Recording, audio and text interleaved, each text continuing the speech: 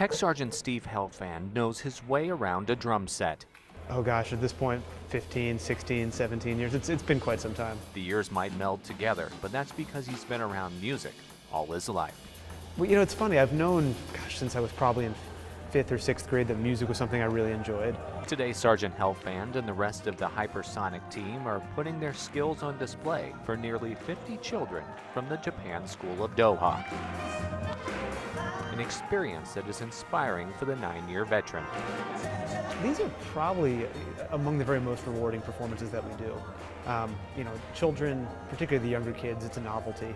You know, it's oftentimes it might be the first time they've seen live music, particularly in this culture where live music is not as prevalent as in the States. And so it's cool because I know we can leave a lasting impression and hopefully, I mean, make friends. We're here to build partnerships. That's the whole idea.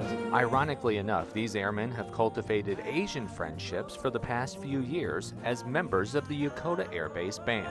Best part about being stationed at Yokota is far and away just being in Japan, experiencing the culture, the people, the language. It's unlike anything most Americans have experienced. And so being away from Japan has kind of been the most difficult part of the deployment.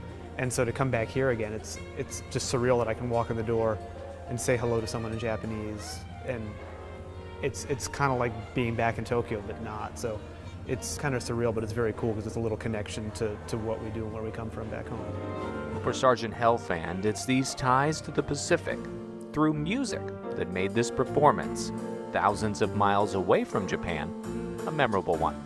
Tech Sergeant Trevor Pedro, Doha, Qatar.